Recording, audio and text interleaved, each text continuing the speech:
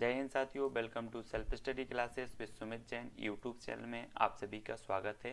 दोस्तों, हिंदी शिक्षा शास्त्र में ये जो पार्ट 11 है, इससे पहले 10 पार्ट अपलोड हो चुके हैं, वो जरूर देखें प्लेलिस्ट में, ठीक है। और आज हम 30 प्रश्नों पर चर्चा करेंगे जो कि हिंदी शास्त्र के मोस्ट इंपॉर्टेंट प्रश्न होंगे, ठीक है। तो आपकी जो एमपीटेट वर्ग 3 है या फिर सीटीईटी का एग्जाम है या रीट का एग्जाम है, उनमें शिक्षा शास्त्र जरूर पूछी जाती है, ठीक है। तो शिक्षा शास्त्र से संबंधित ये अभ्यास जो है अपना निरंतर जारी रहेगा। सभी लोग वीडियो को लाइक करेंगे और जिन्होंने भी चैनल को सब्सक्राइब नहीं किया है वो सब्सक्राइब कर लेना। और जो भी अभी तक टेलीग्राम ग्रुप से नहीं जुड़े हैं, टेलीग्राम ग्रुप से जुड़ जाना दोस्तों। टेलीग्राम ग्रुप से जुड़ने के लिए आपको टेलीग्राम ऐप डाउनलोड करना है, फिर उसमें सर्च करना है IAS स्टडी ट्रैक और ज्वाइन हो जाना है, ठीक है। तो स्टार्ट करते हैं दोस्तों। आज का ये वीडियो आपको 4 विकल्प के माध्यम से एक उत्तर बताना होता है विकल्प में, तो सभी लोग एक उत्तर बताएंगे। तो आज का वीडियो स्टार्ट होता है। तो आपके सामने प्रश्न है, मूल्यांकन किसी की शक्ति तथा कमजोरी, उसकी कमियों और अच्छाइयों का दर्पण है। ऊपर दिया गया जो कथन है वो किसका है? मूल्यांकन किसी की शक्ति तथा कमजोरी, उसकी कमियों और उसकी अच्छाइयों का दर्पण है। ये कथन किसका? मार्क्स और बिंगो का, मॉन्टेसरी का, वुडवर्थ का या फिर पावलाव का? एक कथन बताना, एक कथन किसका है। अगर आपको पता है तो कमेंट में लिखें, और नहीं पता है तो इसका जो उत्तर हो जाएगा वो मॉर्स और बिंगो। मॉर्स और बिंगो का कथन है। इन्होंने कहा कि मूल्यांकन किसी की शक्ति तथा कमजोरी, उसकी कमियों और अच्छाइयों का दर्पण है। किसने? मार्स और बिंगो ने कहा, ठीक है। तब आपका 1 नंबर जो है वो बिल्कुल सही हो जाएगा। अगला क्वेश्चन देख लो दोस्तों, पराजित पीढ़ी के नाम किसके द्वारा रचित निबंध है? हमें बताना है पराजित पीढ़ी के नाम किसके द्वारा रचित निबंध है। तब आपका जो आंसर हो जाएगा वो क्या होगा? उत्तर होगा रविंद्रनाथ त्यागी, यानी कि जो विकल्प नंबर आपका 3 है वो बिल्कुल सही हो जाएगा। अगला क्वेश्चन है, एक ही कक्षा में कोई छात्र शुद्ध लेखन करता है और कोई अशुद्ध लेखन करता है, तो यह सिद्धांत है।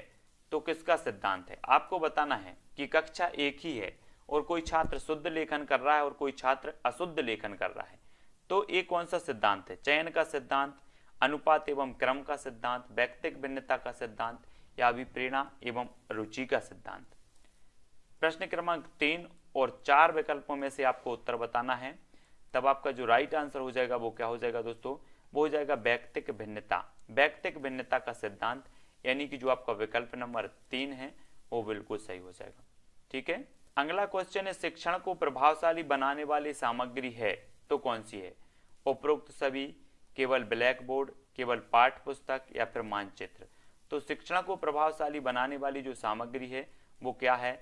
तो ब्लैक बोर्ड भी है, पाठ्य पुस्तक भी है, मानचित्र भी है, यानी कि जो उपरोक्त सभी है। 1 नंबर आपका बिल्कुल आंसर सही हो जाएगा। अगला क्वेश्चन है साथियों, शिक्षण विधियों का प्रयोग करते वक्त बच्चों की किन बातों का विशेष ध्यान देना चाहिए? तो बच्चों की कौन सी बातों पर विशेष ध्यान देना चाहिए? कठिनाई पर, त्रुटियों पर, रुचि पर या उपरोक्त सभी पर? तो शिक्षण विधियों का प्रयोग करते समय बच्चों की किन बातों का जो है विशेष ध्यान रखना चाहिए? तो सभी का, यानी कि कठिनाइयों का भी, त्रुटियों का भी और रुचि का भी। प्रयुक्त सभी आपका बिल्कुल सही हो जाएगा। अगला क्वेश्चन है दोस्तों, लेखन में किस प्रकार की अशुद्धियां होती हैं? उपरोक्त सभी, केवल वर्तनी, वाक्य रचना या फिर विराम चिन्ह से संबंधित? तो लेखन में किस प्रकार की अशुद्धियां होती हैं आपको बताना है। प्रश्न क्रमांक 9 का उत्तर, और जल्दी से कमेंट में लिखें अगर आपसे बनता है। तो इसका जो सही उत्तर हो जाएगा वो हो जाएगा उपरोक्त सभी, यानी कि वर्तनी संबंधी भी, वाक्य रचना भी संबंधी और विराम चिन्ह संबंधी भी अशुद्धियां होती हैं। अब आपको बताना है इनमें से कौन सी विशेषता रेडियो नाटक की है। रेडियो नाटक में ध्वनि और शब्द की प्रमुख साधन होते हैं। रेडियो नाटक में एक ही पात्र होता है। रेडियो नाटक में व्यंग्य की आवश्यकता नहीं होती, या रेडियो नाटक में संगीत आवश्यक नहीं होता। तो आपको बताना है कौन सी विशेषता रेडियो नाटक की है। तो क्या हो जाएगा आपका आंसर? आंसर हो जाएगा रेडियो नाटक में ध्वनि और शब्द की प्रमुख जो है साधन होते हैं, यानी कि जो आपका विकल्प नंबर 1 है वो यहाँ पर सही हो जाएगा, 1 नंबर, ठीक है। तो बताना दोस्तों, अच्छी पाठ्य पुस्तक के गुण नहीं है बताना है। कलात्मकता, छात्रों में जिज्ञासा उत्पन्न करना, भाषा विज्ञान का क्लिष्ट होना या संपूर्ण पाठ्यक्रम व्यवस्थित ढंग से संग्रहित होना? तो अच्छी पाठ्य पुस्तक के गुण कौन सी नहीं है? प्रश्न क्रमांक 12 का उत्तर बताना है और 12 का उत्तर क्या हो जाएगा? भाषा का क्लिष्ट होना, यानी कि जो आपका विकल्प नंबर 3 है वो आपका बिल्कुल सही हो जाएगा। ठीक है, अच्छी पाठ्य पुस्तक के गुण नहीं है भाषा का क्लिष्ट होना। अब अगला क्वेश्चन है दोस्तों, अवधी किस भाषा वर्ग की बोली है? अवधी भाषा बताना है आपको, पश्चिमी हिंदी, राजस्थानी, पहाड़ी हिंदी या पूर्वी हिंदी। तो अवधी किस भाषा वर्ग की बोली है? तो आपका उत्तर क्या हो जाएगा? पूर्वी हिंदी, यानी कि जो विकल्प नंबर आपका डी है वो सही हो जाएगा, है ना। मैंने कई बार आपको कोड बनाया है कि अब छत्तीसगढ़ी, आ से अवधी, बा से बघेली और छत्तीसगढ़ी, ये पूर्वी हिंदी की जो है बोलियां हो जाती हैं। अगला क्वेश्चन है दोस्तों, किस श्रेणी के निबंध गंभीर, मनन और बौद्धिक चिंतन से युक्त होते हैं? तो किस श्रेणी के निबंध होते हैं? संश्लेषणात्मक निबंध होते हैं, विश्लेषणात्मक निबंध, वर्णनात्मक निबंध या विचारात्मक निबंध?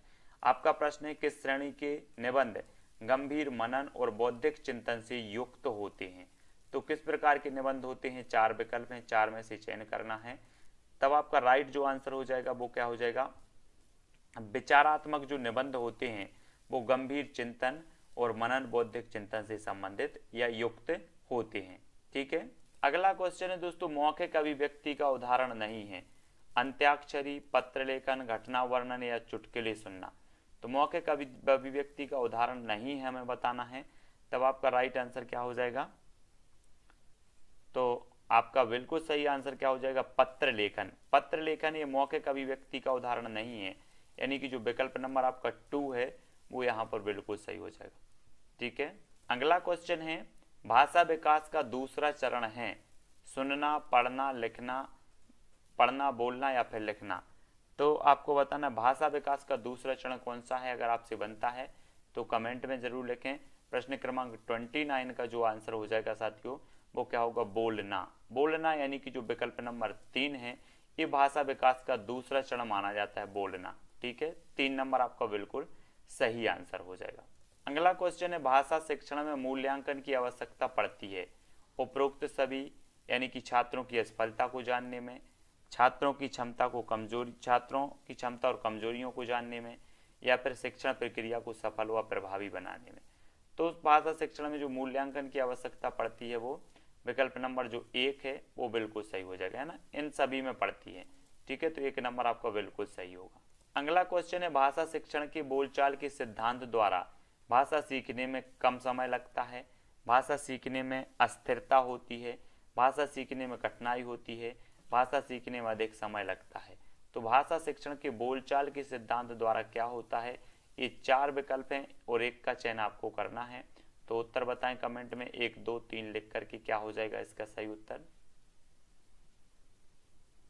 तब आपका बिल्कुल सही आंसर हो जाएगा दोस्तों, भाषा सीखने में कम समय लगता है, यानी कि जो विकल्प नंबर 1 है वो आपका बिल्कुल सही आंसर हो जाएगा। अगला क्वेश्चन है, रेडियो उदाहरण है, इनमें से कोई नहीं? दृश्य श्रव्य सामग्री या फिर श्रव्य सामग्री? तो रेडियो किसका उदाहरण है? प्रश्न क्रमांक 32 का आंसर बताना है। तो आपका उत्तर क्या हो जाएगा? तो सभी लोगों को पता है कि रेडियो जो है वो श्रव्य सामग्री, यानी कि जो विकल्प नंबर आपका 4 है वो यहाँ पर बिल्कुल सही आंसर हो जाएगा। अगला क्वेश्चन है दोस्तों, बच्चे भाषा का प्रयोग कैसे करते हैं? उपरोक्त सभी, केवल सुनकर, केवल लिखकर, केवल बोलकर या फिर उपरोक्त सभी? तो बच्चे भाषा का प्रयोग कैसे करते हैं हमें बताना है। तब आपका बिल्कुल सही आंसर क्या हो जाएगा? उपरोक्त सभी, यानी कि जो विकल्प नंबर 1 है वो आपका राइट आंसर हो जाएगा। ठीक है, बच्चे भाषा का जो प्रयोग करते हैं सुनकर भी करते हैं, लिखकर और बोलकर, सभी प्रकार से करते हैं। अगला क्वेश्चन है, निम्न में से कौन सा भाषा का तत्व नहीं है? भाषा का तत्व नहीं, बस भाषा असामाजिक होती है, भाषा ध्वनि मूलक होती है, भाषा एक व्यवस्था है, या भाषा प्रतीकात्मक होती है? तब उत्तर बताना है आपको, निम्न में से कौन सा भाषा का तत्व नहीं है। तो उत्तर क्या हो जाएगा? कमेंट में लिखें आप। अगर आपसे बनता है तो कमेंट में जरूर लिखा करें। आपका उत्तर जो हो जाएगा वो कि भाषा असामाजिक होती है, ये भाषा का तत्व नहीं है, विकल्प नंबर 1। ठीक है, अगला आपको बताना है, निम्न में से मौखिक अभिव्यक्ति कौशल है? तो मौखिक अभिव्यक्ति कौशल कौन सा है? वार्तालाप, सत्संग, भाषण या फिर सभी? तो मौखिक अभिव्यक्ति कौशल आपको बताना है और 44 का आंसर बताना है। आपका राइट आंसर क्या हो जाएगा? आपका बिल्कुल सही आंसर होगा उपरोक्त सभी, यानी कि वार्तालाप भी मौखिक अभिव्यक्ति है, सत्संग भी है, भाषण भी है, तो आपका सभी बिल्कुल सही हो जाएगा। अगला क्वेश्चन है, निम्नलिखित विकल्पों में से व्याकरण से जुड़े शिक्षण उद्देश्य बताइए। व्याकरण से जुड़े शिक्षण उद्देश्य कौन सा है? केवल ज्ञान, केवल कौशल, केवल ज्ञान प्रयोग या उपरोक्त सभी। तो निम्नलिखित विकल्पों में से व्याकरण से जुड़े शिक्षण उद्देश्य बताइए और शिक्षण उद्देश्य बताना है, तब आपका उपरोक्त सभी हो जाएगा, यानी कि ज्ञान भी है, कौशल भी है और ज्ञान का प्रयोग भी है। अगला क्वेश्चन है, जॉन डीवी द्वारा समर्थित लैब विद्यालय के उदाहरण बताइए। तो जॉन डीवी द्वारा समर्थित लैब विद्यालय के उदाहरण कौन सा है? प्रगतिशील विद्यालय, जन विद्यालय, सामान्य विद्यालय या फैक्ट्री विद्यालय। तब आपका राइट आंसर क्या हो जाएगा? प्रगतिशील विद्यालय। ये जॉन डीवी द्वारा समर्थित लैब विद्यालय के उदाहरण हैं। अगला क्वेश्चन है, जो बच्चे जितना जल्दी बोलना सीखता है वह उतना ही जल्दी पढ़ता है, लिखता है, हंसता है या फिर सोचता है। आपको उत्तर बताना है। 4 विकल्प हैं, 4 में से सही उत्तर बताएंगे, तब आपका राइट आंसर हो जाएगा दोस्तों सोचता है, यानी कि 4 नंबर। जो बच्चा जितना जल्दी बोलना सीखता है वह उतना जल्दी सोचता है। 4 नंबर आपका बिल्कुल सही होगा। ठीक है। अगला क्वेश्चन, इनमें से भाषा शिक्षण की चुनौतियां हैं तो क्या हैं? केवल व्याकरण से संबंधित चुनौतियां, केवल पठन से संबंधित चुनौतियां या केवल लेखन से संबंधित चुनौतियां या उपरोक्त सभी। तो इनमें से भाषा शिक्षण की चुनौतियां हैं तो क्या हैं? प्रश्न क्रमांक 2 का आंसर बताना है, तो उपरोक्त सभी आपका बिल्कुल सही हो जाएगा। व्याकरण संबंधी भी, पठन संबंधी भी, लेखन संबंधी भी। तो आपका जो विकल्प नंबर 1 है वो बिल्कुल सही होगा। अगला क्वेश्चन है, मेवाती किस उपभाषा बोली वर्ग की बोली है? तो मेवाती के बारे में बताना है। बिहारी हिंदी, राजस्थानी हिंदी, पहाड़ी हिंदी या फिर छत्तीसगढ़ी हिंदी। तो जो मेवाती होती है दोस्तों, ये होती है राजस्थानी हिंदी, यानी कि जो विकल्प नंबर आपका 2 है वो बिल्कुल यहाँ पर सही हो जाएगा। अगला क्वेश्चन है, बिना खालिस्तान के ज्ञान के संप्रेषण तथा लेखन का विकास संभव नहीं है तो किसके ज्ञान के? व्याकरण के, अनुवाद के, ध्वनियों के या इनमें से कोई नहीं। तो बिना खालिस्तान के ज्ञान के संप्रेषण तथा लेखन का विकास संभव नहीं है। तब आपको प्रश्न क्रमांक 13 का उत्तर बताना है। अगर आपको पता है तो उत्तर बताएं। तब राइट आंसर हो जाएगा दोस्तों व्याकरण। बिना व्याकरण के ज्ञान के संप्रेषण तथा लेखन का विकास संभव नहीं है, यानी कि जो आपका विकल्प नंबर 1 है वो बिल्कुल यहाँ पर सही आंसर हो जाएगा। अगला क्वेश्चन है दोस्तों, मौखिक अभिव्यक्ति हेतु व्याकरण की आवश्यकता होती है ताकि केवल बालक भावों को शुद्ध रूप में व्यक्त कर सकें, केवल भाषा संबंधी अभिव्यक्ति का विकास हो सके, या केवल स्वरों के आरोह अवरोह एवं बलाघातों को समझ सके, या फिर उपरोक्त सभी। तो मौखिक अभिव्यक्ति हेतु व्याकरण की आवश्यकता होती है तो किस लिए होती है? 15 का आंसर क्या हो जाएगा? उपरोक्त सभी, यानी कि सभी के लिए होता है। एक नंबर आपका बिल्कुल सही आंसर हो जाएगा। अगला क्वेश्चन है, भाषा नियमों द्वारा नियंत्रित खालिस्तान का माध्यम भर नहीं बल्कि हमारी सोच को भी निर्मित करती है। तो 18 का उत्तर क्या हो जाएगा? कला को, संप्रेषण को, संस्कृति या फिर सुंदरता को। तो भाषा नियमों द्वारा नियंत्रित खालिस्तान का माध्यम भर नहीं है बल्कि हमारी सोच को भी निर्मित करती है। तो किसको करती है? कला को, संप्रेषण, संस्कृति या फिर सुंदरता को। आपको उत्तर कमेंट में लिखना है और आपका जो राइट आंसर हो जाएगा वो क्या हो जाएगा? वो हो जाएगा संप्रेषण। संप्रेषण यानी कि जो विकल्प नंबर आपका 2 है वो बिल्कुल सही हो जाएगा। ठीक है। भाषा नियम द्वारा नियंत्रित खालिस्तान का माध्यम भर नहीं है बल्कि हमारी सोच को भी क्या करती है? निर्मित करती है। तो ये संप्रेषण यहाँ पर सही हो जाएगा, विकल्प नंबर 2। ठीक है। अगला क्वेश्चन है दोस्तों, भाषा सीखने के प्रमुख चरण हैं तो कौन से हैं प्रमुख चरण? पढ़ना, लिखना, समझना या सभी? तो भाषा सीखने के प्रमुख चरण हमें बताना है यहाँ पर।